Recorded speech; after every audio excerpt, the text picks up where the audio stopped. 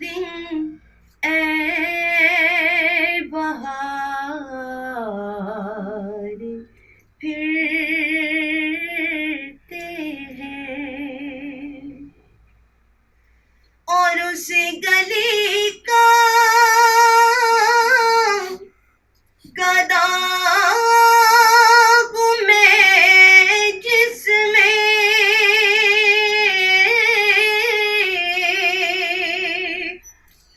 اس گلی کا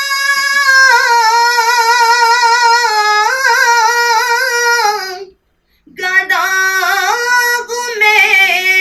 جس میں مانگتے تاجدار پھرتے ہیں، مانگتے تاجدار پھرتے ہیں، اور کوئی کیوں پوچھے تیری بات رضا،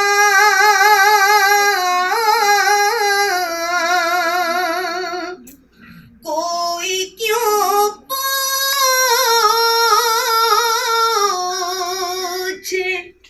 تیری بات رضا،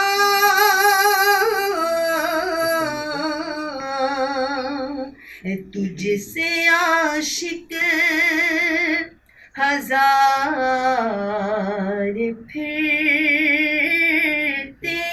ہیں، اور جو تیرے در سے یار پھرتے ہیں،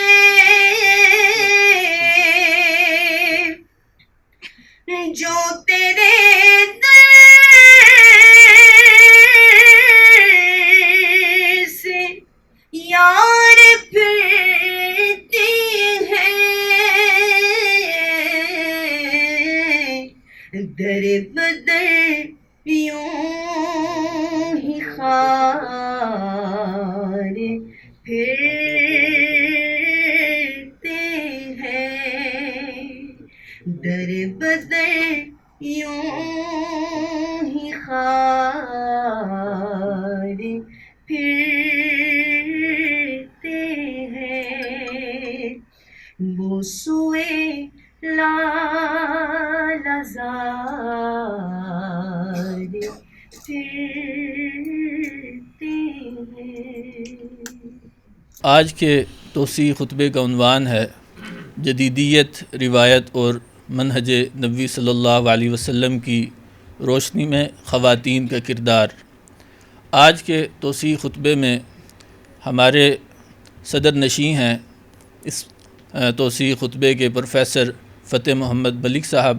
جو کہ صدر نشین اقبال چیئر علامہ اقبال اوپن یونیورسٹی ہیں۔ سب سے پہلے میں استقبالیہ کلمات کے لیے پروفیسر ڈاکٹر صاحبزادہ ساجد الرحمن صاحب کو دعوت دیتا ہوں،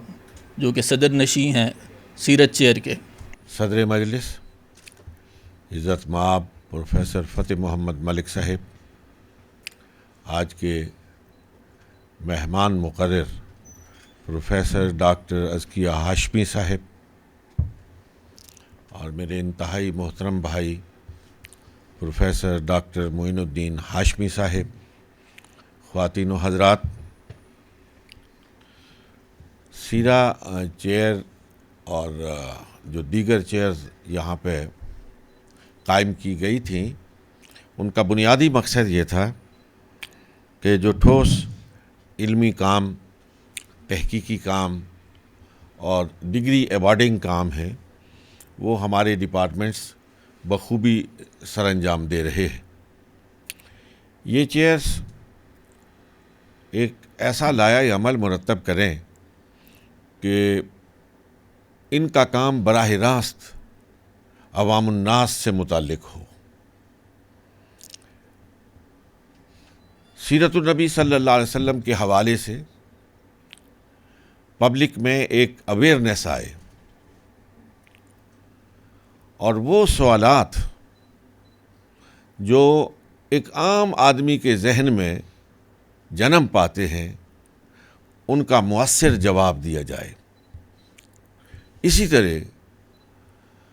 معاندین اسلام کی طرف سے اور وہ ناقدین جو سیرت اور دین کے حوالے سے کوئی موقع ضائع نہیں ہونے دیتے، ان کے سوالات کا ایسا مؤثر جواب دیا جائے کہ ہمارے طلباء اس سے مطمئن ہو جائیں اور وہ اس قابل ہو جائیں کہ وہ ہر ایسے ناقد کا مؤثر جواب دے سکیں۔ چنانچہ آج سے 1 سال پہلے جب یہ سیرا چیئر قائم کی گئی تو اس وقت سے لے کر آج تک ہم نے یہ بھرپور کوشش کی ہے کہ اس ہدف تک رسائی حاصل کی جا سکے۔ کم و بیش ہم نے 10 توسیع خطبات کا اہتمام کیا اور پھر ان کو ٹرانسکرائب کر کے ایک خطبہ جو پہلا خطبہ تھا مولانا زاہد الراشدی صاحب کا خواتین کے حقوق سے متعلق، وہ چھپ کر بھی آ گیا ہے، اور دیگر خطبات دیگر طباعتی جو مراحل ہوتے ہیں ان سے گزر کر پریس میں پہنچ چکے، اور میں امید کرتا ہوں کہ اگلے چند روز میں وہ چھپ کر اہل علم کے ہاتھوں تک پہنچ جائیں گے۔ مجھے جب یہ معلوم ہوا کہ ہمارے بھائی معین الدین ہاشمی صاحب کی کوشش سے اور dean faculty of Islamic studies جناب محی الدین ہاشمی صاحب کی کوشش سے جدیدیت اور روایت پر کے عنوان سے معنون ایک کانفرنس کا انعقاد کیا جا رہا ہے، تو پہلے سے ڈاکٹر ازکیہ ہاشمی صاحب سے ہمارا رابطہ تھا کہ وہ خواتین کے حقوق سے متعلق ایک توسیع خطبہ پیش فرمائیں، تو خیال گزرا کہ یہ موضوع جو اس یونیورسٹی میں اس کانفرنس کے لیے طے کیا گیا ہے اسی کو مزید توسیع دی جائے، اس لیے کہ جو خواتین کے حقوق اور مسائل اور پھر الجھے ہوئے ذہن ہیں، ان کا اگر پس منظر آپ دیکھیں، گہرائی میں اس کا کھوج لگانے کی کوشش کریں، تو اس کا پس منظر بھی آپ کو اسی عنوان میں نظر آئے گا کہ جدیدیت، روایت، یہ باہم برسر پیکار فکر ہیں، اور ان میں توازن قائم کرنے والی اگر کوئی چیز ہے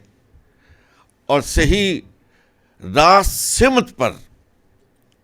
معاشرے کی تشکیل کرنے والی اگر کوئی چیز ہے تو وہ منہج نبوی ہے صلی اللہ علیہ وآلہ وسلم۔ میں شکر گزار ہوں اپنے محترم بھائی ڈاکٹر ازکیہ ہاشمی صاحب کا کہ انہوں نے وعدے کے مطابق آج یہاں تشریف لائے ہیں، اور اس موضوع پر جو خاصی محنت اور ایک غیر معمولی فکری کاوش کا نتیجہ ہے اسے آپ کے سامنے پیش فرمائیں گے، اور خوشی اس بات کی ہے کہ فکر جدید ہو یا روایت ہو، ہر چیز پر ایک گہری نظر رکھنے والے ہم سب کے استاد مکرم پروفیسر فتح محمد ملک صاحب اس مجلس کی صدارت فرما رہے ہیں، وہ اس کو کنکلوڈ بھی کریں گے۔ میں درخواست کرتا ہوں جناب پروفیسر ڈاکٹر ازکیہ ہاشمی صاحب سے کہ وہ تشریف لائیں اور اپنا خطبہ ارشاد فرمائیں۔ بسم اللہ الرحمن الرحیم الحمد للہ وحدہ والصلاة والسلام علی من لا نبی بعدہ اما بعد رب اشرح لی صدری ویسر لی امری واحلل عقدۃ من لسانی یفقہوا قولی رب زدنی علما۔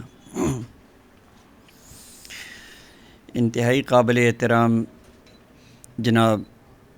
پروفیسر ڈاکٹر صاحبزادہ ساجد الرحمان صاحب، صدر نشین سیرت چیئر علامہ اقبال اوپن یونیورسٹی، انتہائی واجب الاحترام جناب پروفیسر ڈاکٹر فتح محمد ملک صاحب، قابل احترام برادر عزیز پروفیسر ڈاکٹر معین الدین ہاشمی صاحب، پروفیسر ڈاکٹر سجاد صاحب، اصحاب علم و دانش، خواتین و حضرات، میں انتہائی شکر گزار ہوں بالخصوص جناب صاحبزادہ ساجد صاحب کا کہ انہوں نے ایک انتہائی اہم موضوع کے لیے جس کے بہت سی ڈائمنشنز ہیں اور میری حیثیت ایک طالب علم کی ہے، ایک طالب علم کو یہ موقع فراہم کیا کہ آپ جیسے اصحاب دانش کے ساتھ کچھ اپنی گزارشات، کوئی اپنا حاصل مطالعہ یا جو اپنے نتائج فکر ہیں وہ آپ کے سامنے رکھوں اور اس حوالے سے جو اہل علم ہیں ان سے بھی استفادہ کروں۔ سیرت چیئر الحمدللہ 1 سال کے عرصے میں جس کامیابی کے ساتھ اپنے جو اہداف اور مقاصد ہیں ان کو پورا کر رہی ہے، یہ انتہائی قابل تحسین ہے۔ اور جیسا کہ جناب صاحبزادہ صاحب ساجد الرحمان صاحب نے فرمایا کہ اس کا مقصد بنیادی طور پر یہ ہے کہ عوام تک سیرت کے پیغام کو کیسے پہنچایا جائے تاکہ معاشرے کے اندر کوئی تبدیلی سامنے آئے، اور یہ باتیں محض ایکڈیمک سطح پر ہی نہ ہوں، جس طرح کے یونیورسٹیوں میں مختلف شعبے اور ادارے اپنا کام کر رہے ہیں، بلکہ اس کے اثرات معاشرے تک، ایک عام آدمی تک پہنچیں اور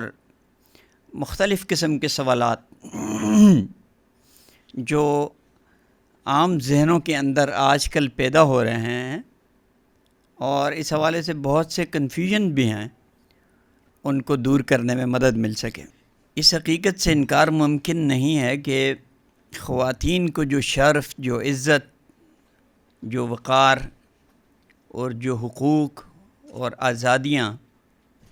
اور معاشی تحفظ اسلام نے فراہم کیا ہے، وہ دنیا کی کوئی قوم اور کوئی معاشرہ عطا نہیں کر سکا۔ تاہم یہ سوال اپنی جگہ پر اہمیت رکھتا ہے کہ اسلام کے اس دعوے کے برعکس خواتین اگر آج اس مقام سے اور حقوق سے محروم ہیں، اور اسلام جس قسم کے کردار اور ذمہ داریوں کی ان سے توقع رکھتا ہے وہ اس کی ادائیگی سے قاصر ہیں، تو اس کے وجوہ و اسباب کیا ہیں؟ ہماری یہ گفتگو کسی مخصوص معاشرے کے تناظر میں نہیں ہے، بلکہ ہر سماج سے متعلق ہے، چاہے وہ مشرق کا ہو یا مغرب کا، مسلم معاشروں سے اس کا تعلق ہو یا لادینی معاشروں سے۔ ہماری ناقص رائے میں اس کی بظاہر 3 بڑی وجوہات سامنے آتی ہیں۔ سب سے پہلی وجہ مذہب کی تعلیمات سے روگردانی ہے اور جدیدیت اور مغربی تہذیب و ثقافت پر مبنی نظام اور فلسفوں کو ترجیح، یہ ایک بڑا اہم سبب ہے۔ دوسری بڑی وجہ علاقائی کلچر، روایات اور اقدار اور رسوم و رواج کی تقلید ہے۔ اور تیسری بڑی اور اہم وجہ مذہبی نصوص کی تعبیرات اور کچھ مغالطیں ہیں یا غلط فہمیاں ہیں جو اس حوالے سے پیدا ہو چکی ہیں، جن کی وجہ سے وہ مقام اور حقوق خواتین کو نہیں مل سکا جو اسلام کو مطلوب تھا۔ اس وقت نہ تو مسلم معاشرے اس حوالے سے کسی آئیڈل صورتحال کو پیش کرنے کی پوزیشن میں ہیں، اور نہ ہی مغربی دنیا، جس میں عورت کی حیثیت ایک انسان سے زیادہ ایک شے یا کموڈٹی کی ہے، اور سرمایہ دارانہ ذہنیت جس کا استحصال کچھ خوشنما نعروں کے ذریعے کر رہی ہے آزادی اور حقوق کے نام پر۔ مغربی معاشرے میں ویمن لبریشن اور ویمن امپاورمنٹ کے نعرے، ان کے ذریعے مرد معاشی ذمہ داریوں کا بوجھ اپنے اوپر سے ہلکا کر کے عورت کو گراں بار کر رہا ہے، اور اس کے منفی اثرات مختلف شکلوں میں ظاہر ہو رہے ہیں۔ خاص طور پر فیملی سسٹم کی تباہی کی جو شکلیں ہیں وہ ہمارے سامنے ہیں، اور خود مغربی مفکرین اور دانشور اس کا برملا اظہار کرنے پر مجبور ہیں۔ مغربی دنیا کے اس استحصالی رویے کے باوجود یہ بھی حقیقت ہے کہ مغربی معاشرے میں خواتین کی بڑی تعداد مغربی تہذیب و ثقافت سے مطمئن نہ ہونے کی وجہ سے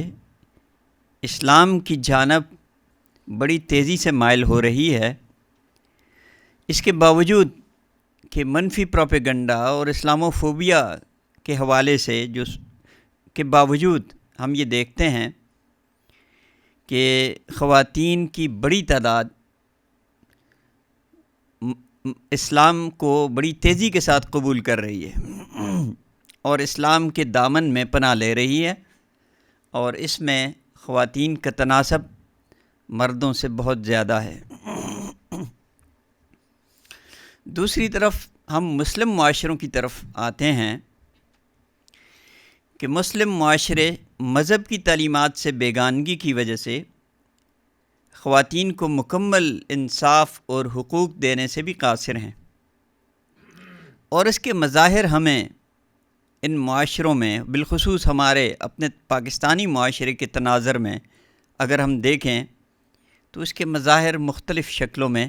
ہمیں نظر آتے ہیں۔ مثلاً قتل غیرت ہے، کاروکاری ہے، وٹا سٹا ہے،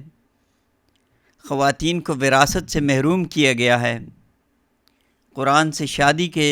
تصورات ہیں، اور اسی طرح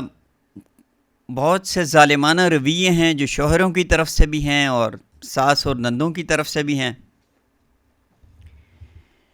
بیویوں کے ساتھ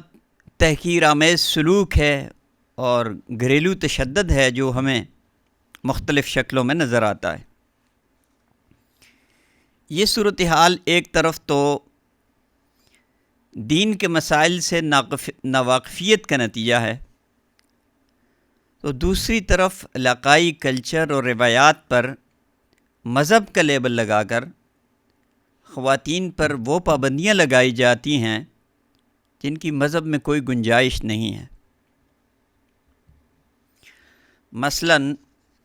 پردے، نقاب اور برقعے کے معاملات میں شدت، سماجی اور معاشی سرگرمیوں میں شرکت پر پابندی وغیرہ، یہ رویے ہمارے ہاں عام طور پہ نظر آتے ہیں۔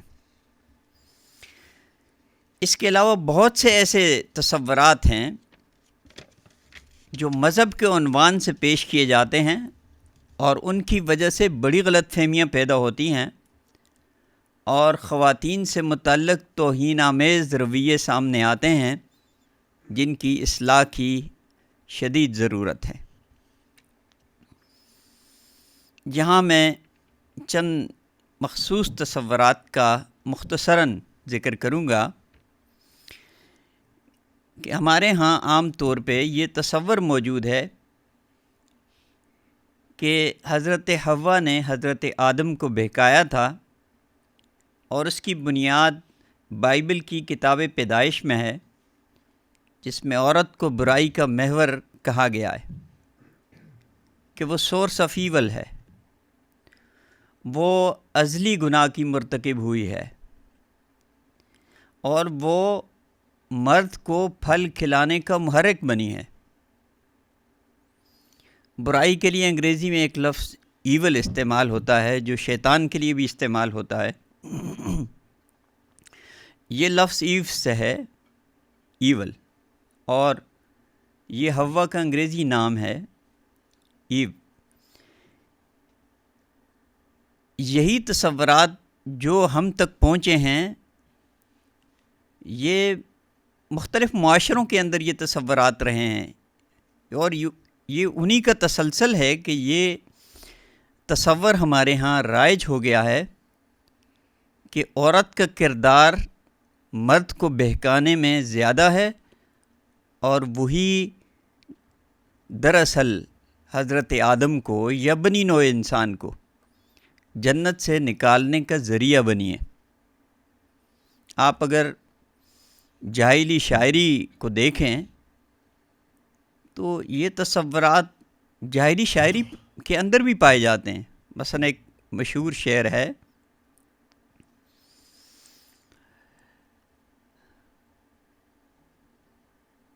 جو جاہلی شاعری کے اندر ہے، ان النساء شیاطین خلقن لنا نعوذ باللہ من شر الشیاطین،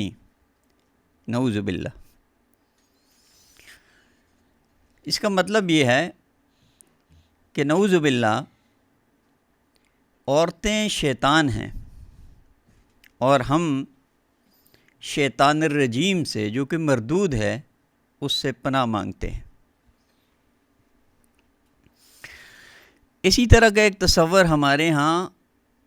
عورتوں کے بارے میں یہ بھی ہے کہ ان میں فطرتاً کجی پائی جاتی ہے اور ٹیڑھا پن پایا جاتا ہے، کیونکہ حدیث میں بھی کچھ الفاظ ہیں جن سے ایک غلط مفہوم اخذ کر لیا گیا ہے۔ المرأۃ کالظل ان اقمتہا کسرتہا، عورت جو ہے وہ پسلی کی طرح ہے، اگر تم اس کو سیدھا کرو گے تو تم اس کو توڑ دو گے۔ تو اس وجہ سے یہ کہا جاتا ہے کہ عورت تو فطرتاً ٹیڑھی ہے، حالانکہ یہ مقصد یہ نہیں تھا، یہ ایک تشبیہ تھی اور ایک مماثلت تھی عورت کو پسلی کے ساتھ، کہ جس طرح پسلی ایک نازک عضو ہے،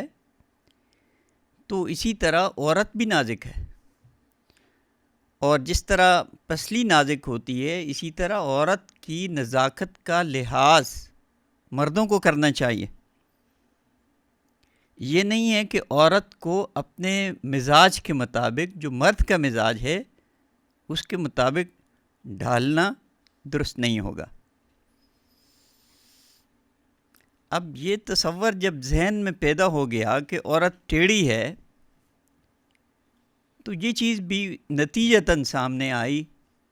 کہ جب ٹیڑھی ہے تو اس کو سیدھا کرنے کی ضرورت ہے۔ لہٰذا جبر اور تشدد کے جواز کے لیے بھی قرآن حکیم سے استدلال کر لیا گیا، اور قرآن حکیم کی جو آیت ہے وَضْرِبُوهُنَّ سے استدلال کیا گیا۔ حالانکہ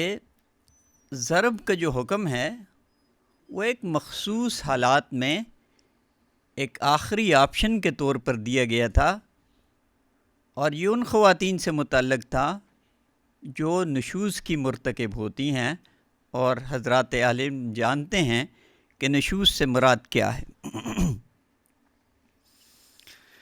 یہ ایک استثنائی صورت تھی جو اصلاحی تدابیر کے زمرے میں آتی ہے، اور یہ بالکل آخری آپشن ہے، اور اس پر عمل ضروری بھی نہیں ہے، اور یہ محض ایک رخصت اور اجازت تھی، اور یہ بھی اس معاشرے کے اندر جہاں اس طرح کی صورتحال پہلے سے پائی جاتی تھی اور کوئی بھی اصلاح کا طریقہ مؤثر نہیں ہو سکتا تھا۔ یہ اسی طرح کی صورتحال ہے جس طرح طلاق کے بارے میں رسول اکرم صلی اللہ علیہ وسلم نے ارشاد فرمایا، ابغض الحلال عند اللہ طلاق، کہ طلاق کی اجازت تو ہے لیکن اللہ کی نظر میں انتہائی ناپسندیدہ ہے، آپ اس کو انتہائی آخری آپشن کے طور پہ استعمال کر سکتے ہیں۔ تو یہ ایسا آپشن ہے جو رشتہ نکاح کو ٹوٹنے سے بچانے کے لیے ہے، یہ بچوں کو دربدر ہونے سے بچانے کے لیے ہے، یہ علادگی کی صورت میں جو خاندانی رنجشیں پیدا ہوتی ہیں ان سے تحفظ کے لیے ہے۔ اس پہلو سے اگر دیکھا جائے تو اس کو کم تر برائی کے طور پر یا لیسر ایول کے طور پر اس کو گوارا کیا گیا ہے۔ لیکن اس کے ساتھ ساتھ ہمیں سیرت طیبہ سے کی طرف اگر ہم رجوع کریں تو یہ چیز ہمارے سامنے آتی ہے کہ رسول اکرم صلی اللہ علیہ وسلم نے اس کی حدود بھی متعین کی ہیں، اور یہ بھی وضاحت یہاں پہ میں کرنا چاہوں گا کہ رسول اکرم صلی اللہ علیہ وسلم نے احادیث میں عورتوں کو مارنے سے منع فرمایا ہے، اور ایسے شخص کو انتہائی ناپسندیدہ قرار دیا ہے جو عورتوں کو مارتا ہے یا ان کے اوپر تشدد کرتا ہے۔ خود اسوہ نبوی کو اگر ہم دیکھیں تو ہمیں کوئی ایسی مثال نہیں ملتی کہ رسول اکرم صلی اللہ علیہ وسلم نے خواتین کے اوپر ہاتھ اٹھایا ہو، ازواج مطہرات کے اوپر ہاتھ اٹھایا ہو، اس کی کوئی ایک مثال بھی نہیں ملتی۔ اس کے باوجود ہمیں کئی احادیث سے یہ بات معلوم ہوتی ہے، مستند احادیث سے، کہ ایسے حالات بھی پیش آتے رہے رسول اکرم صلی اللہ علیہ وسلم کی زندگی میں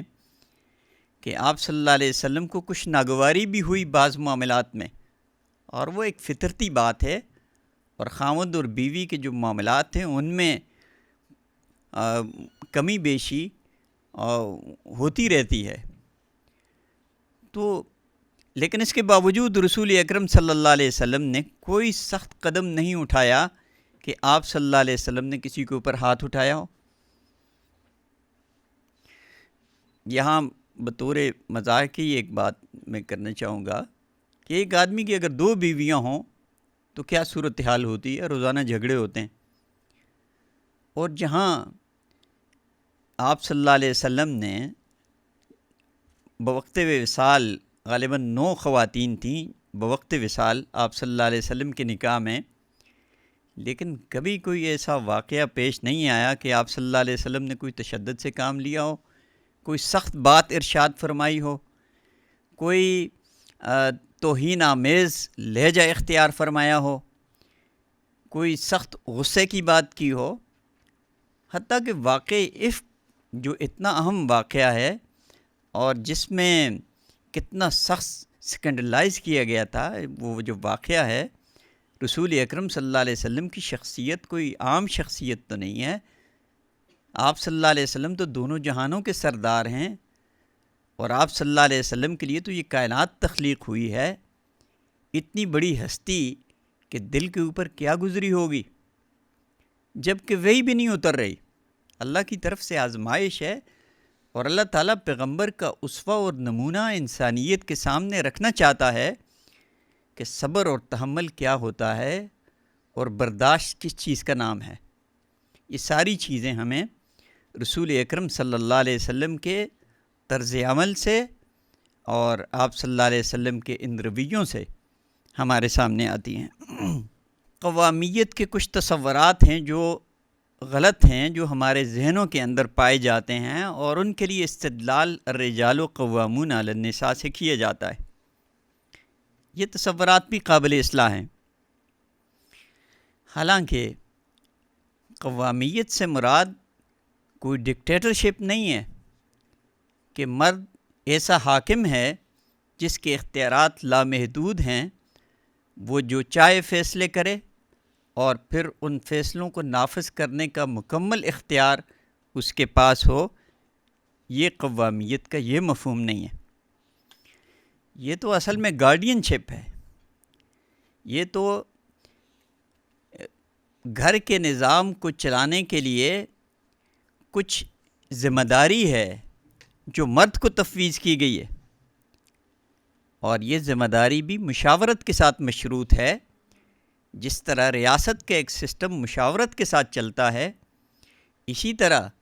گھر کا نظام بھی مرد اور عورت کی باہمی مشاورت سے طے پاتا ہے۔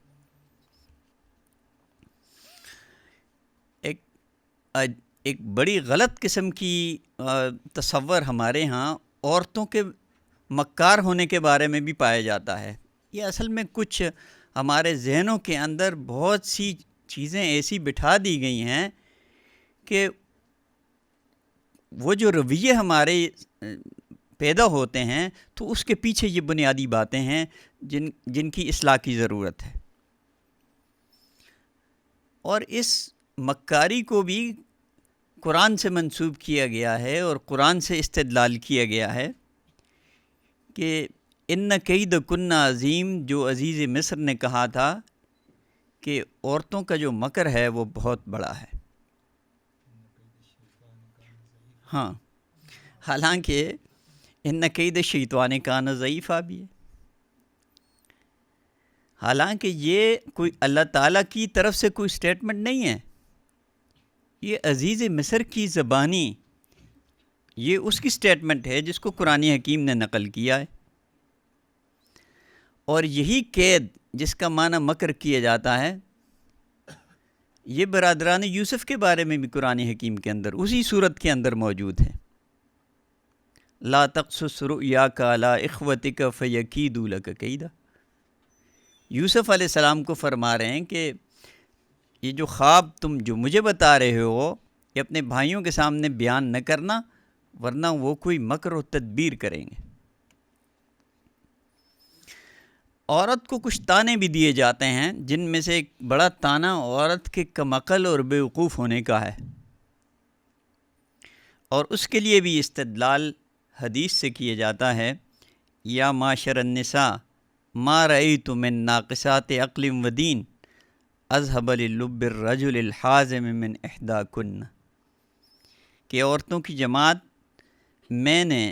عقل اور دین میں نہیں دیکھا کہ کوئی ناقص ہو جو کسی دانشمند مرد کی عقل کو بھی اڑا کر لے جاتی ہے۔ حالانکہ جو حدیث کا مطالعہ کرتے ہیں انہیں یہ معلوم ہے کہ رسول اکرم صلی اللہ علیہ وسلم کا یہ ارشاد ایک خاص موقع پر تھا، اور وہ بھی خواتین مخاطب تھیں، اس کے مخاطب مرد نہیں تھے، اور اس میں تعریف کا پہلو بھی موجود ہے کہ ان میں یہ صلاحیت ہے کہ وہ مرد کی عقل جو ہے اس کے ہوش کو گم کر دیتی ہیں، اس کو بھی اڑا دیتی ہیں۔ بعض اہل علم جو ہیں وہ نقص سے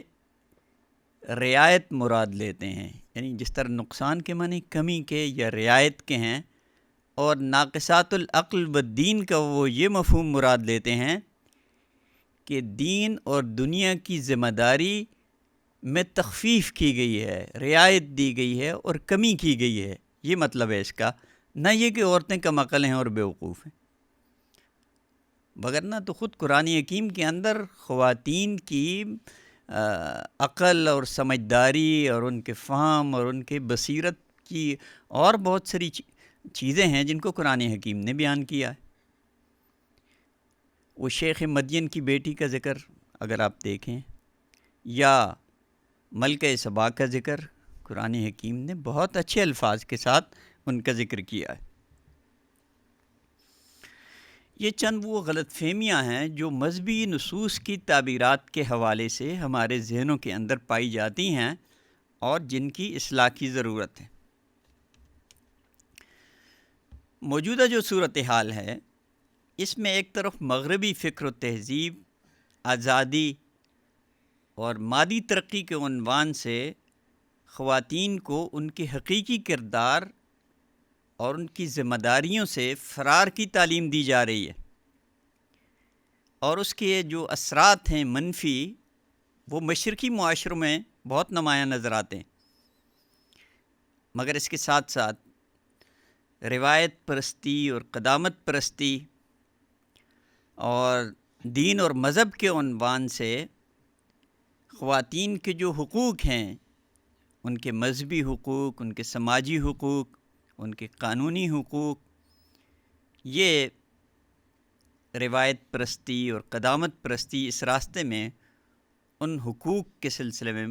بڑی رکاوٹ بن رہی ہے۔ ان حالات میں ہمارے لیے ضروری ہے کہ دقت نظری کے ساتھ ہم عہد نبوی کا مطالعہ کریں، صرف چند احادیث کو لے کر ہم کوئی حکم یا فتویٰ نہ لگائیں۔ مجموعی طور پر جو طرز عمل یا جو رویہ رسول اکرم صلی اللہ علیہ وسلم کا خواتین کے ساتھ تھا، اس کو بڑی تفصیل کے ساتھ اور بڑی گہرائی کے ساتھ اس کا مطالعہ کریں، اس سے رہنمائی حاصل کریں، اس سے استفادہ کریں، اور مغرب کی اندھی تقلید کے بجائے ایک ایسا ماڈل تشکیل دیں جس سے حقیقی معنی میں ایک ایسا معاشرہ وجود میں آئے جو فلاحی معاشرہ کہلانے کے قابل ہو سکے، اور جس میں دنیوی اخروی فلاح و ترقی کے سارے پہلو جس کے اندر شامل ہوں۔ لیکن یہاں اس کی وضاحت بھی ضروری ہے کہ عہد نبوی کی طرف رجوع کرنے کا مطلب کیا ہے۔ اس کا یہ ہرگز یہ مطلب نہیں ہے کہ ہم بے عین ہی اس تمدن کو جو عہد نبوی میں موجود تھا اس کو قائم کرنے کے درپے ہوں، کہ تمدن جس شکل میں عہد نبوی میں موجود تھا آج بھی اس شکل میں موجود ہونا چاہیے، حالانکہ تمدن میں تو بہت کچھ ارتقا ہو چکا ہے۔ تمدن تو زمانے کی تبدیلی کے ساتھ ساتھ تبدیل ہوتا رہتا ہے، نہ یہ اسلام کا منشا اور مقصود ہے کہ ہم اس دور کے اندر جو سائنس اور ٹیکنالوجی کا دور ہے، اس دور میں اس سے استفادہ کرنے کے بجائے ہم ہاتھ سے خط لکھنے کو کہیں کہ یہ سنت نبوی ہے،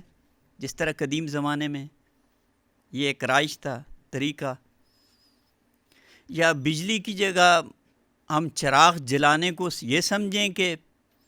اس تمدن میں چونکہ روشنی اس طریقے سے حاصل کی جاتی تھی تو ہم اس طریقے سے اسی طریقے سے ہم روشنی حاصل کریں گے، اور ہوائی جہاز کی جگہ ہم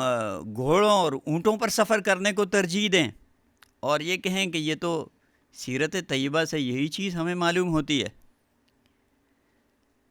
ایسا ہرگز نہیں ہے۔ ہمیں یہ دیکھنا ہوگا کہ حضور اکرم صلی اللہ علیہ وسلم آج کی معاشرت میں اور آج کے تمدن میں اگر موجود ہوتے تو آپ صلی اللہ علیہ وسلم کس قسم کے تمدن کو اور کس قسم کے معاشرے کو پسند فرماتے؟ تو یقینی بات یہ ہے کہ یہ سب اللہ کی نعمتیں ہیں جن سے استفادے کا حکم ہمیں خود قرآن حکیم نے دیا ہے۔ جدید تمدن سے استفادہ یہ تو قرآن کا حکم ہے۔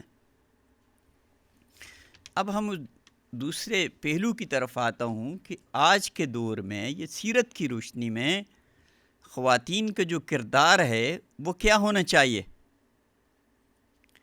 اور وہ کس حد تک وسیع ہے۔ یہ بڑا اہم سوال ہے جس کا مطالعہ ہم نے سیرت طیبہ کی روشنی میں اور عہد نبوی کی روشنی میں جس کا مطالعہ ہم نے کرنا ہے۔ اس حوالے سے چند نکات ہیں جو آپ کے سامنے میں پیش کرنا چاہوں گا۔ سب سے اہم اور بنیادی نکتہ جو عورت کے کردار کے حوالے سے ہے اور جو ہمیں سمجھنا چاہیے یا جو سیرت طیبہ سے بھی ہمیں معلوم ہوتا ہے اور مسلم روایت سے بھی جو چیز ہمارے سامنے آتی ہے، جس کے فوائد اور جس کے نتائج ہمارے سامنے آتے ہیں، وہ یہ ہیں کہ خانگی جو ذمہ داریاں ہیں وہ خواتین کی اولین ترجیح ہیں۔ اب مغرب میں خاندان کا ادارہ کیوں تباہ ہو گیا؟ اس کا بنیادی سبب یہی تھا کہ خواتین اپنے جو فرائض ہیں، جو بنیادی فرائض ہیں، ان سے فرار کا راستہ انہوں نے اختیار کیا۔ مرد کے شانہ بشانہ کام کرنے کا اور اسی طرح معاشی دوڑ میں سرگرم عمل ہونے کی وجہ سے یہ سوچ ان کے ذہنوں میں پیدا ہوئی کہ جو گھر کا کام ہے وہ ادنا درجے کا ہے، وہ حقیر کام ہے۔ یہ رجحان سامنے آیا اور یہ چیز خاندانی نظام کی شکست و ریخ کا باعث بنی۔ حالانکہ گھر کا کام کوئی ادنا درجے کا کام نہیں ہے۔ رسول اکرم صلی اللہ علیہ وسلم کے ایک ارشاد کے مطابق جو خواتین اپنے گھر کا کام سر انجام دیتی ہیں اس کو رسول اکرم صلی اللہ علیہ وسلم نے اللہ کے راستے میں جہاد کے برابر قرار دیا ہے کہ یہ بھی جہاد ہے۔ خاندان کے استحکام میں عورت کا جو کردار ہے وہ مرد سے کہیں زیادہ ہے۔ اسی کی توجہ سے تربیت یافتہ نسلیں وجود میں آتی ہیں اور رشتوں میں محبت اور احترام کے جذبات پیدا ہوتے ہیں۔ گھر اور خاندان کی ویلفیئر دراصل یہ سوسائٹی کی ویلفیئر ہے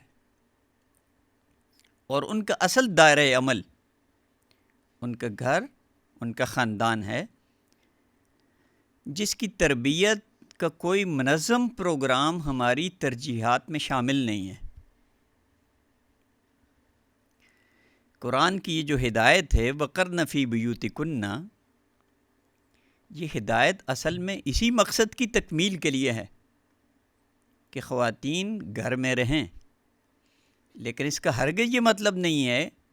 کہ وہ قید و بند کی زندگی گزاریں گی اور باہر نکلنے پر ان کے لیے پابندی ہے۔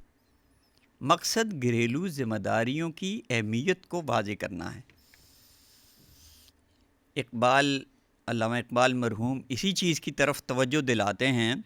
عورت کی جو اصل ذمہ داریاں ہیں ان کی طرف، تاکہ کہیں ایسا نہ ہو کہ عورت کی جو آنکھیں ہیں وہ مادی ترقی کی جو چکا چوندھ ہے اس سے اس کی نگاہیں خیرہ نہ ہو جائیں، کیونکہ اصل ذمہ داری سے انحراف کر کے کوئی بھی فرد یا کوئی بھی معاشرہ ترقی نہیں کر سکتا۔ علامہ اقبال کے یہ شعر بطول باش و پنہاں شو ازیں عصر کہ در آغوش شب بیرے بگیری، کہ آپ بطول بن جاؤ، یعنی فاطمہ بطول بن جاؤ اور اس زمانے سے چھپ جاؤ تاکہ آپ کی آغوش میں شبیر پیدا ہو سکے، وہ پرورش پا سکے، ایک حسین جو معاشرے کے اندر ایک انقلاب برپا کر دے۔ یہ اس کام کی کوئی اہمیت ہماری نظر میں نہیں رہی کہ عورت کا وہ جو کردار ہے، آپ ہماری بڑے بڑے اسلاف، اکابر، علماء، بزرگان دین جنہوں نے سوچ اور فکر کو تبدیل کیا، جنہوں نے معاشرے میں ایک روحانی انقلاب پیدا کیا، وہ کن کی تربیت میں رہے، کن ماؤں کی تربیت میں رہے۔ ایسے بہت سے علماء اور صوفیاء تھے کہ جن کی مائیں بغیر وضو کے ان کو دودھ نہیں پلاتی تھیں۔ وہ اثرات تھیں جو آگے ماؤں کے بچوں کی اندر منتقل ہوتے تھے۔ تو ایک تو یہ بڑی بنیادی اور اولین ترجیح ہے خانگی ذمہ داریوں کے حوالے سے، جن کو آج عام طور پہ نظر انداز کر دیا گیا ہے۔ مغربی معاشرے میں تو سرے سے اس کی کوئی اہمیت نہیں ہے۔ دوسرا کردار عورت کا دعوت دین کے حوالے سے ہے، اور قرآن حکیم جو دعوت کی بات کرتا ہے یا امر بالمعروف اور نہی عن المنکر کی بات کرتا ہے تو اس کا تعلق مردوں سے نہیں ہے کہ صرف مردوں سے ہے، اس کا تعلق عورتوں سے بھی ہے۔ اور یہ قرآن نے بہت صراحت کے ساتھ، بہت وضاحت کے ساتھ اس کا ذکر کیا ہے۔ والمؤمنون والمؤمنات بعضهم اولیاء بعض یأمرون بالمعروف وینہون عن المنکر، کہ مومن مرد اور مومن عورتیں ایک دوسرے کے رفیق ہیں، وہ نیکی کا حکم دیتے ہیں اور برائیوں سے منع کرتے ہیں، اس میں کوئی تخصیص نہیں ہے مردوں کی۔ پھر ہم یہ بھی دیکھتے ہیں کہ عورت کا جو مزاج ہے وہ دعوت کے حوالے سے اس میں جو خوبیاں ہیں یا وہ جو صفات ہیں جو ایک داعی کے اندر ہونی چاہیے، وہ فطرتاً عورت کے اندر موجود ہے، جس میں رحمت ہے، جس میں شفقت ہے، جس میں خیرخواہی ہے، جس میں لینت ہے، لینینسی ہے جو ان کے اندر پائی جاتی ہے، جو قرآن نے نبی کریم صلی اللہ علیہ وسلم کے حوالے سے ذکر کیے، فَبِمَا رَحْمَةٍ مِّنَ اللَّهِ لِنْتَ لَهُمْ وَلَوْ كُنْتَ فَضًّا غَلِيظَ الْقَلْبِ لَانفَضُّوا مِنْ حَوْلِكَ۔ یہ خواتین میں مردوں سے کہیں زیادہ ہے۔ پھر ہم یہ بھی دیکھتے ہیں عہد نبوی میں کہ بہت سے مرد ہیں جو خواتین کی دعوت سے اسلام قبول کر رہے ہیں۔ حضرت عمر رضی اللہ عنہ کے قبول اسلام کا واقعہ آپ نے پڑھا ہوگا، اس کے پیچھے ان کی بہن جو تھی فاطمہ بنت خطاب کا بڑا اہم رول ہے۔ حضرت عثمان غنی رضی اللہ عنہ نے اسلام قبول کیا سودا بن قریظ کے ذریعے۔ حضرت ابو طلحہ انصاری ہیں، وہ اپنی بیوی ام سلیم کے ذریعے مسلمان ہوئے۔ حضرت اکرمہ اپنی بیوی ام حکیم کے ذریعے مسلمان ہوئے۔ حضرت عدی بن حاتم صفانہ سے کی دعوت پر مشرف بہ اسلام ہوئے ہیں۔ فاطمہ بنت ولید یہ ایک صحابیہ ہیں، یہ مدینہ کے قرب و نواح میں جاتی تھیں اور مختلف قبائل میں جا کر وہاں پر واز کرتی تھیں، اور بہت سے لوگ ان کی محنت اور کوشش سے مسلمان ہوئے۔ اسی طرح ایک مشہور صحابیہ ہیں شفا جن کا نام ہے، وہ راستے میں چلتے ہوئے لوگوں کو اور نوجوانوں کو بھی واعظ و نصیحت کہتی تھیں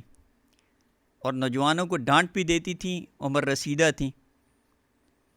اسی طرح سمیرہ بنت نحیک کا نام آتا ہے، یہ بھی غلط باتوں پر سخت تنبیہ کرتی تھیں، بلکہ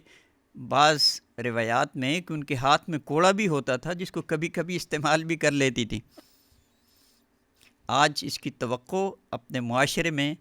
کیا کر سکتے ہیں کہ کوئی خاتون ہاتھ میں کوڑا لے کر بازار میں آئے تو کیا تماشا لگے گا۔ دعوت کا میدان بڑا وسیع ہے، بڑے امکانات ہیں، لیکن کیا ہم نے خواتین کی اس نہج پر تربیت کی ہے کہ وہ بہترین داعیہ بن سکیں اور اسلام کی طرف لانے کا ذریعہ بن سکیں۔ تیسرا بڑا اہم کردار خانگی اور سماجی زندگی میں مشاورتی عمل میں شرکت کا ہے، کیونکہ مشاورت سے خاندانی اور اجتماعی جو زندگی ہے اس میں توازن پیدا ہوتا ہے، اس میں استحکام پیدا ہوتا ہے، اور قرآن کا حکم جو مشاورت کا ہے وہ مردوں ہی کے لیے نہیں ہے۔ ہم نے ہر حکم کا مخاطب مرد کو سمجھ لیا ہے۔ وَشَاوِرْهُمْ فِي الْأَمْرِ، کہ ان سے مشورہ کرو، نبی کریم صلی اللہ علیہ وسلم کو ہدایت ہے، آپ بھی مشورہ کریں۔ تو اس میں کوئی تخصیص نہیں ہے مردوں کی، اس میں مرد بھی شامل ہیں، عورتیں بھی شامل ہیں، اور اس کا عملی ثبوت وہ مختلف مواقع پہ وہ مشاورت ہے جو نبی کریم صلی اللہ علیہ وسلم نے خواتین سے فرمائی ہے۔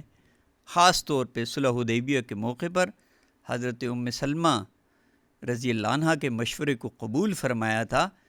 جب صحابہ کرام احرام کھولنے کے لیے تیار نہیں تھے، کیونکہ جو معاہدہ ہوا تھا وہ ان کی توقعات اور ان کی امیدوں کے بالکل برخلاف تھا۔ تو یہ ایک بڑا سخت شاک تھا جو لوگوں کو پہنچا، اور وہ احرام کھولنے کے لیے تیار نہیں تھے کہ ہم واپس کیسے جائیں، ہم تو عمرے کے ارادے سے آئے ہیں۔ لیکن حضرت ام سلمہ رضی اللہ عنہ نے مشورہ دیا کہ اے اللہ کے رسول، یہ آپ کی بات اس وقت نہیں سن رہے، لیکن آپ ایسا کریں، آپ خود احرام کھول دیں، حلق کر لیں، اپنے سر کے بالوں کو منڈوا دیں اور احرام کھول دیں۔ تو جب آپ صلی اللہ علیہ وسلم نے اس پر عمل کیا تو صحابہ نے بھی اس کے اوپر عمل کیا۔ ایسی اور بہت سی مثالیں ہیں۔ یہاں ایک واقعے کا خاص طور پہ ذکر کروں گا جو بعثت نبوی کے ابتدائی دور سے متعلق ہے، اور جس میں نبی کریم صلی اللہ علیہ وسلم کو یہ حکم ہوا دعوت کا، وَأَنذِرْ عَشِيرَتَكَ الْأَقْرَبِينَ، کہ آپ اپنے جو قرابت دار ہیں ان کو ڈرائیے، اللہ کے عذاب سے ڈرائیے تاکہ وہ ہدایت کی طرف پلٹ آئیں، اسلام کی طرف پلٹ آئیں۔ تو آپ صلی اللہ علیہ وسلم نے سب سے پہلے اپنی پھپھیوں سے مشورہ کیا کہ مجھے کیا اسٹریٹجی اختیار کرنی چاہیے۔ انہوں نے یہ مشورہ دیا کہ آپ ایک گھر میں بنو عبد مناف کے کسی گھر کے اندر لوگوں کو جمع کریں اور سب سے پہلے مردوں کو بلائیں، سب سے پہلے عورتوں کو نہ بلائیں، کیونکہ عورتیں مردوں کے تابع ہیں، وہ ان کے بعد آئیں گی۔ اور یہ مشورہ بھی دیا کہ ابو لہب کو دعوت نہ دیں، اگرچہ قرآن نے حکم دیا تھا کہ قرابت داروں کو، وہ تو سگا چچا تھا، لیکن ان کا مشورہ یہ تھا کہ آپ ان کو نہ بلائیں، کیونکہ کسی خطرے کا اندیشہ تھا۔ ان کا مزاج بھی وہ شعلے جیسا تھا، جس طرح شعلہ بھڑکتا ہے، غصے والا مزاج تھا، تو خطرہ تھا کہ کہیں ایسی بات نہ ہو، اور ایسا ہی ہوا۔ آپ صلی اللہ علیہ وسلم نے پہلا مشورہ قبول کیا، دوسرا نہیں کیا تھا، تو وہی ہوا۔ جو جنہوں نے سیرت کا مطالعہ کیا ہے وہ انہیں معلوم ہے کہ اس کے بعد کیا ہوا۔ لیکن بہرحال اس سے اتنی بات ضرور سامنے آتی ہے کہ آپ صلی اللہ علیہ وسلم نے خواتین سے بھی مشاورت کی ہے، ایسا نہیں کہ مردوں کے ساتھ ہی مشاورت کی ہو۔ چوتھا جو کردار ہے خواتین کا، وہ فیصلہ سازی کے حوالے سے ہے اور قانون سازی میں شرکت کے حوالے سے ہے، اور یہ بڑا اہم کردار ہے جس کو خاص طور پہ آج کے دور میں نظر انداز نہیں کیا جا سکتا۔ آپ قوانین بنائیں عورتوں کے لیے، اور بنائیں بھی سارے مرد، اور جس میں خواتین کی کوئی نمائندگی نہ ہو، اور وہ بھی وہ شریعت کا قانون، تو یہ اسلام کا یہ مزاج نہیں ہے، نہ ہی یہ چیز سیرت طیبہ سے ہمارے سامنے آتی ہے، اور نہ ہی عہد صحابہ میں جو روایات موجود ہیں ان سے اس نقطہ نظر کی تائید ہوتی ہے۔ عہد نبوی میں کئی معاملات ہیں جن میں فیصلہ سازی میں خواتین کی رائے پر عمل کیا جاتا تھا، اور یہ جو صلح حدیبیہ کے حوالے سے مشاورت ہے، یہ جو رائے ہے، اسی کے اوپر عمل کیا رسول اکرم صلی اللہ علیہ وسلم۔ پھر حضرت عمر فاروق رضی اللہ عنہ، یہ تربیت ہے اصل میں نبی کریم صلی اللہ علیہ وسلم کی، جو صحابہ کرام کی تربیت آپ صلی اللہ علیہ وسلم نے فرمائی کہ وہ خواتین سے بھی مشورہ کریں۔ حضرت عمر فاروق رضی اللہ عنہ نے اپنی اہلیہ سے مشورہ کیا، جو آپ حضرات کو معلوم ہوگا کہ جو جنگی فوجی ہیں تو وہ 4 مہینے سے زیادہ باہر نہ رہیں، زیادہ سے زیادہ وہ اپنے گھروں کو آئیں۔ اس مشورے میں اور اس رائے میں یا اس فیصلے میں جو حضرت عمر فاروق رضی اللہ عنہ نے فرمایا، اس میں ان کی اہلیہ کا مشورہ شامل تھا۔ پھر ہم یہ بھی دیکھتے ہیں کہ خواتین اپنا جو موقف پیش کرتی تھیں وہ کسی الگ جگہ پر یا خلوت اور تنہائی میں نہیں ہوتا تھا، کسی پبلک فورم پہ جا کے بھی وہ اپنا موقف پیش کرتی تھیں۔ خاص طور پہ وہ واقعہ بہت مشہور ہے حضرت عمر فاروق رضی اللہ عنہ کے زمانے میں یہ اس لیے عرض کر رہا ہوں کہ یہ ایسی تربیت کی تھی نبی کریم صلی اللہ علیہ وسلم نے صحابہ کی اور صحابیات کی کہ یہ چیزیں ہمارے سامنے آتی ہیں جو ہماری رہنمائی کا ذریعہ ہیں، کہ خواتین اپنا موقف جو ہے وہ عوامی فورم پر بھی پیش کرتی تھیں اور بڑے کانفیڈنس کے ساتھ پیش کرتی تھیں، اور حکمرانوں کی پالیسیوں کے اوپر نقد بھی کرتی تھیں، اور خاص طور پہ وہ واقعہ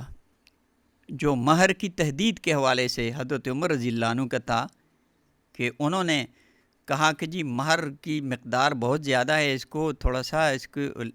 جو ہے محدود کیا جائے۔ اور اس موقع پر جب انہوں نے یہ فیصلہ فرمایا تو ایک خاتون نے بھرے مجمع کے اندر اٹھ کر اس کی یہ استدلال پیش کیا قرآن حکیم سے، وَآتَيْتُمُوهُنَّ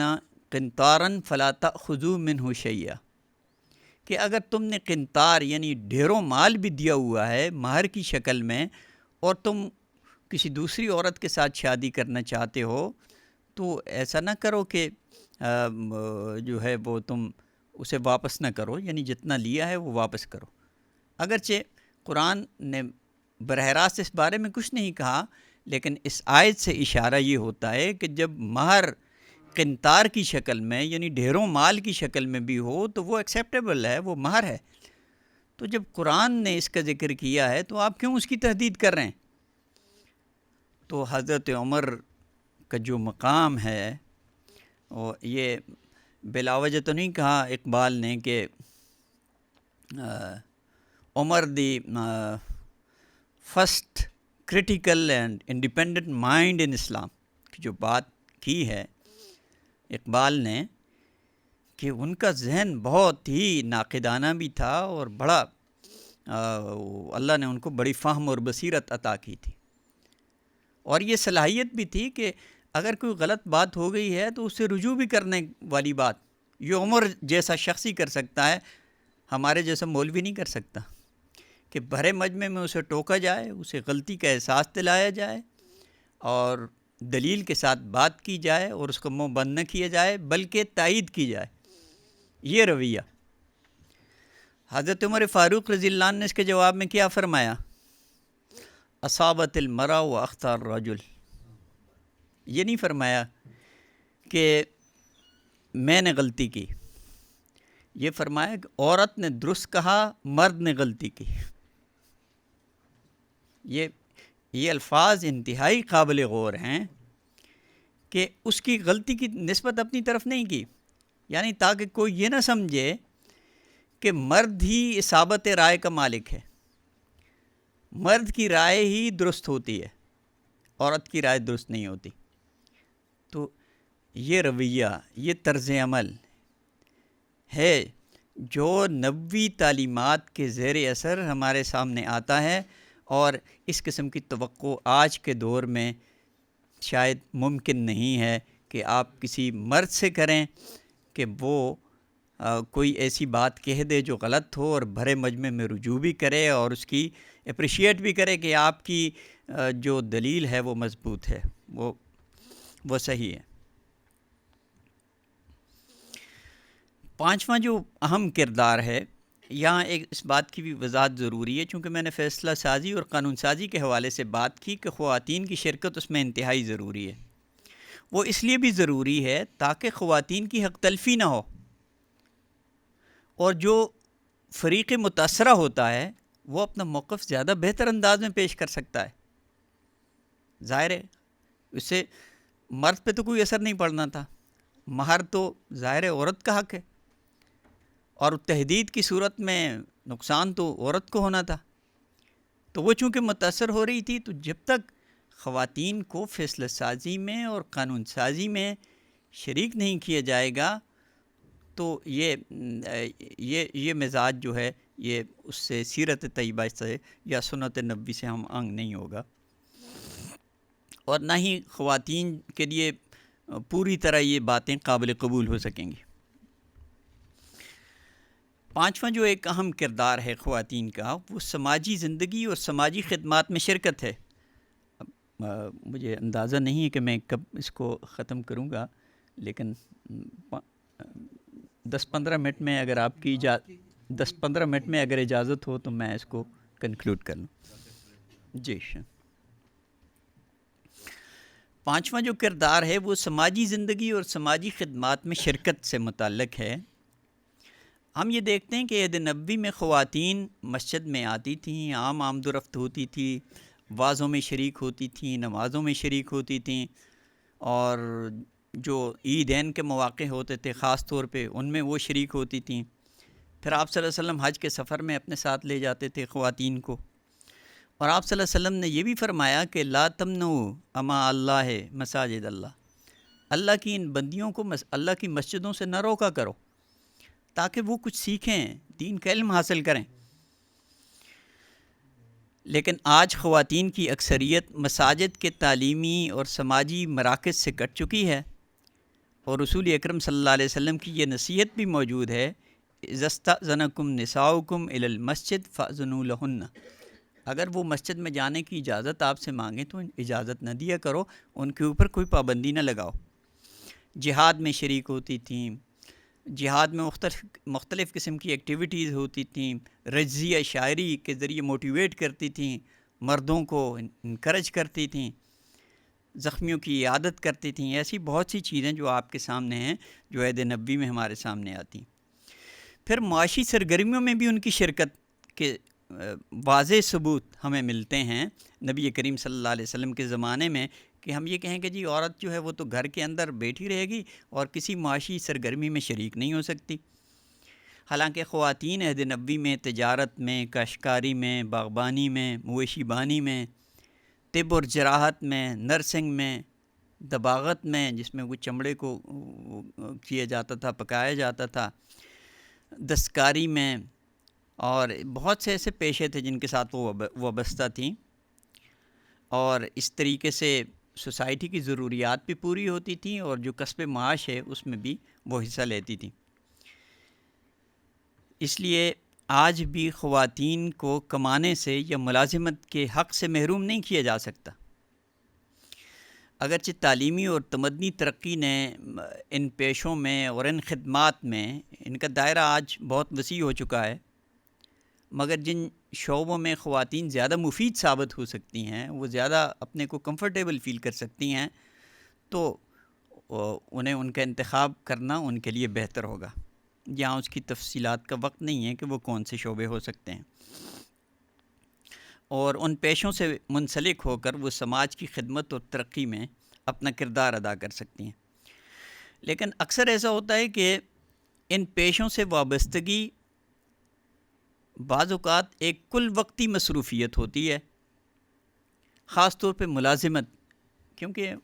عہد نبوی کی جو مثالیں جو ہم پیش کرتے ہیں عام طور پہ ایسی تھیں کہ وہ کوئی اس طرح کی کل وقتی مصروفیت نہیں ہوتی تھی، جو وقتی مصروفیت ہوتی تھی جس میں فیملی سسٹم جو تھا وہ متاثر نہیں ہوتا تھا. اس لیے کل وقتی مصروفیت کی وجہ سے بھی کچھ مسائل ہیں جن کو نظر انداز نہیں کیا جا سکتا. بالخصوص ملازمت کی وجہ سے خواتین اکثر و بیشتر نفسیاتی اور صحت کے مسائل سے بھی دوچار رہتی ہیں، لیکن ان کے حل کے لیے کچھ متبادل قوانین ہیں جو بنائے جا سکتے ہیں، اور اس کے ساتھ ساتھ مردوں کا تعاون بھی انتہائی ضروری ہے. اگر خواتین کسی ملازمت کے سلسلے میں باہر جاتی ہیں یا معاشی سرگرمیوں میں شریک ہوتی ہیں تو گھر کے کام اگر متاثر ہوتے ہیں تو گھر کے کاموں میں مردوں کا حصہ لینا بھی سنت نبوی ہے. یہ چیز بھی ثابت ہے آپ صلی اللہ علیہ وسلم سے. یہاں اس کی وضاحت بھی ضروری سمجھتا ہوں کہ معاشی سرگرمیوں میں شرکت عورت کا حق ہے، مگر یہ رجحان جو ہمارے ہاں یہ پایا جاتا ہے کہ خواتین اپنا معاشی بوجھ خود اٹھائیں اور اس کا ذمہ دار ان کو ٹھہرایا جائے اور مرد کفالت سے بری الذمہ ہو جائے، تو یہ اسلامی تعلیمات اور عہد نبوی کا جو معاشرہ ہے وہ اس تصور سے آشنا نہیں ہے. تو خواتین کے کردار کے حوالے سے یہ چند ایک نکات ہیں جن سے اندازہ ہوتا ہے کہ خواتین کا کردار محدود نہیں ہے اور وہ گھر، خاندان اور سماج تک وسیع ہے. مگر یہ کردار کیسے فعال ہوگا، یعنی وہ اپنا فعال اور مثبت کردار کیسے ادا کر سکتی ہیں ان ایریاز میں، یہ اس ڈومین میں جس کا ذکر کیا عہد نبوی کے حوالے سے، یہ کام بغیر تعلیم اور تربیت کے ممکن نہیں ہے. اور تعلیم عورت کا حق ہی نہیں ہے، فرض ہے. رسول اکرم صلی اللہ علیہ وسلم نے ازواج مطہرات کی تعلیم و تربیت جس انداز سے کی ہے وہ ہمارے لیے مشعل راہ ہے کہ ان میں اتنی صلاحیت تھی کہ وہ نہ صرف خواتین کی تربیت کرتی تھیں بلکہ مردوں کی تعلیم و تربیت کی بھی صلاحیت ان کے اندر موجود تھی. یہاں اس کی تفصیلات کا بھی وقت نہیں ہے کہ ازواج مطہرات کا علمی سرگرمیوں میں حصہ لینے میں ان کا کردار کیا ہے. جو سیرت کے طالب علم ہیں وہ ان چیزوں سے بڑے اچھے طریقے سے آشنا ہیں. حتیٰ کہ لونڈیوں کی تعلیم و تربیت، جس معاشرے میں عورت کو زندگی کا حق نہیں تھا، وہ لونڈیوں کی تربیت کو اگر آپ دیکھیں، یہاں میں صرف اشارہ کروں گا اس واقعے کی طرف جو مغیث اور بریرہ کا ہے، کہ اسے مسئلے کا پتہ ہے کہ خیار عید کی صورت میں اگر وہ لونڈی آزاد ہو جاتی ہے، مالک آزاد کر دیتا ہے، اور پہلے سے اس کا کسی کے ساتھ نکاح ہے تو اس کو نکاح فسخ کرنے کا اختیار حاصل ہے، اسے اپنے حقوق کا پتہ ہے. اور خامد بیچارہ پریشان ہے کہ بیوی ہاتھ سے جا رہی ہے اور وہ سفارش کر رہا ہے، اور آپ صلی اللہ علیہ وسلم سفارش بھی کر رہے ہیں بریرہ سے، لیکن وہ ماننے کے لیے تیار نہیں ہے. اور وہ پوچھتی ہے کہ یہ اللہ کا حکم ہے یا آپ کی رائے اور مشورہ ہے؟ آپ فرماتے ہیں رائے اور مشورہ ہے. تو اس نے کہا میں قبول نہیں کرتی. آپ صلی اللہ علیہ وسلم نے اسے ناپسندیدگی کا اظہار نہیں فرمایا. یہاں سوال یہ ہے تھوڑا سا غور و فکر کرنے کا، یہ لونڈیوں کی یہ تعلیم و تربیت کیسے ہو گئی کہ ان کو بھی یہ شعور حاصل تھا. اور جو حدیث کے طالب علم وہ جانتے ہیں کہ جو مکالمہ اور گفتگو ہوئی ہے اس میں بریرہ کا جو انداز گفتگو ہے، اس کا اسلوب ہے یا آرگومنٹیشن ہے، وہ کیسی ہے. تو بہرحال ابتدائی دور میں جو عورت کا جو کردار تھا، یہ حقیقت ہے کہ بعد کے ادوار میں وہ بہت محدود ہو گیا اور ان کی تعلیم کی طرف اور تربیت کی طرف وہ توجہ مرکوز نہ ہو سکی. اور آج علوم اور فنون کی وسعت اور ارتقاء کے دور میں خواتین کی تعلیم کی نوعیت کیا ہو، کیا معیار ہو، مواد کیا ہونا چاہیے، اس کو کوئی ہم نہیں کہہ سکتے کہ ہم اس کو متعین کریں. اس کا تعلق وقت اور حالات کے جو تقاضے ہیں اور زمانے کی ضروریات ہیں ان کے ساتھ اس کا تعلق ہے، اور اس کا تعلق عورت کی فطرت کے ساتھ بھی ہے کہ اس کی مناسبت کن چیزوں سے زیادہ ہے. میری اپنی ذاتی رائے یہ ہے کہ عمومی تعلیم کے ساتھ ساتھ ان کے لیے ایک ایسا نصاب تعلیم، ایک اضافی نصاب تعلیم کی ضرورت ہے جو خواتین کی بہتر طور پر شخصی تعمیر کر سکے، اور جس سے ان کی انفرادی زندگی، ان کی خانگی زندگی خوشگوار بن سکے، اور ان کے جو فعال کردار ہے جو سماجی میدان کے اندر اس میں بھی وہ معاون بن سکے. یہاں میں اپنی بات کو ختم کرنا چاہوں گا، لیکن طلباء اور طالبات کے لیے خصوصی طور پر کہ اگر وہ عہد نبوی کا زیادہ گہرائی کے ساتھ مطالعہ کرنا چاہتے ہیں اور اس موضوع کے کچھ پہلوؤں کی طرف زیادہ دلچسپی رکھتے ہیں، تو ایک بڑی اہم کتاب ہے عربی زبان میں عبدالحلیم ابو شقہ کی، اور ان کی کتاب ہے المرأة فی عصر الرسالہ. یعنی عورت جو ہے جو عہد نبوت میں، عہد رسالت میں تھی، یہ 6 جلدوں میں ہے، لیکن اس کی اردو زبان میں بھی ایک تلخیص ہے عورت عہد رسالت میں، اور یہیں پاکستان سے شائع ہو چکی ہے. اس میں بڑا اہم مواد ہے، احادیث کے حوالے سے بھی اس کا پس منظر کیا ہے، اور فقہ الحدیث اور فقہ السیرہ سے متعلق یہ بڑا اہم مواد ہے. اسی طرح مولانا وحید الدین خان ہیں جو ایک مخصوص سوچ اور فکر کے حامل ہیں، انہوں نے بھی خواتین کے حوالے سے بہت اچھا لٹریچر دیا ہے، خاتون اسلام کے نام سے، اور اسی طرح عورت میں مار انسانیت کے نام سے بہت اچھا مواد ہے. اور علامہ یوسف قرضاوی ہیں، ان کی فکر بھی اس حوالے سے بہت اہم ہے. ڈاکٹر یاسین مظہر صدیقی ہیں ہمارے ماضی قریب میں، جو بارہا یہاں اس یونیورسٹی میں بھی جو تشریف لاتے رہے، اور ان کی بڑی اہم کتاب اس موضوع کے حوالے سے جو ہمیں بہت سے خواتین کے حوالے سے بہت سے نئے پہلوؤں سے ہمیں روشناس کرتی ہے، وہ ہے رسول اکرم صلی اللہ علیہ وسلم اور خواتین، ایک سماجی مطالعہ. تو میں سفارش کروں گا کہ ان چیزوں کا مطالعہ کیا جائے، جس سے ہماری بہت سی غلط فہمیاں ہیں ان کو دور کرنے میں مدد مل سکے گی. میں بہت طویل وقت آپ کا لے چکا ہوں اور میں انتہائی شکر گزار ہوں. آپ نے بہت توجہ کے ساتھ میری چند ان گزارشات کو سنا، اور میں دعا گو ہوں کہ اس میں جو حق بات ہے اور سچی بات ہے اللہ تعالیٰ اس کو قبول فرمائے، اس کو نافع بنائے، اور اس کو ہماری نجات کا ذریعہ بنائے، اور اس ادارے کو اور اس چیئر کو مزید سیرت کے حوالے سے کام کرنے کی اور سیرت کے پیغام کی نشر و اشاعت کی توفیق نصیب فرمائے. میں ایک بار پھر انتہائی شکر گزار ہوں، بالخصوص جناب صاحبزادہ صاحب کا، جنہوں نے مجھے آپ کے ساتھ گفتگو کا یہ موقع فراہم کیا. بہت بہت شکریہ. یہ تھے پروفیسر ڈاکٹر سید ازکیاء ہاشمی صاحب، جو کہ روایت، جدیدیت اور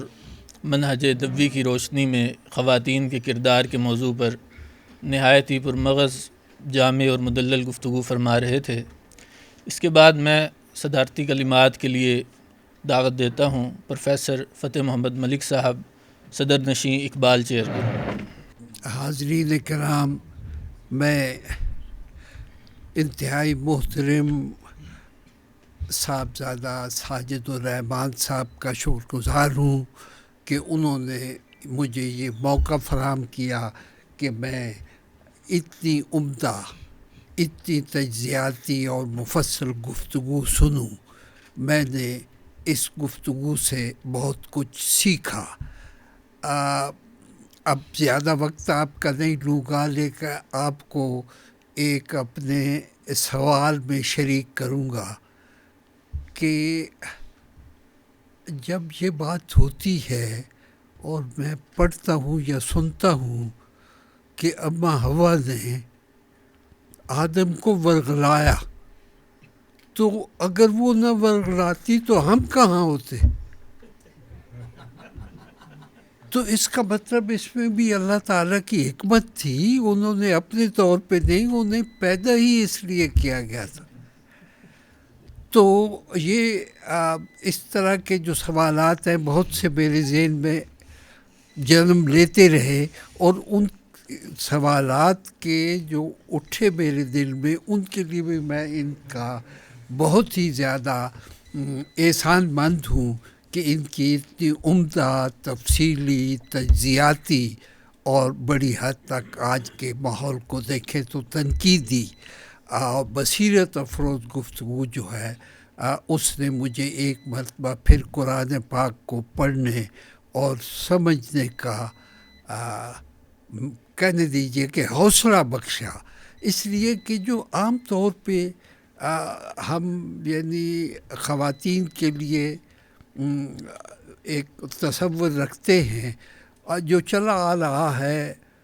فوک ٹیل سے لے کے تو آسمانی کتابوں میں بھی کہیں کہیں اس کی جھلک آ جاتی ہے، اسے اپنے ذہن سے نکالیں اور شکر گزار ہوں اللہ کے کہ اس نے خواتین کو پیدا کیا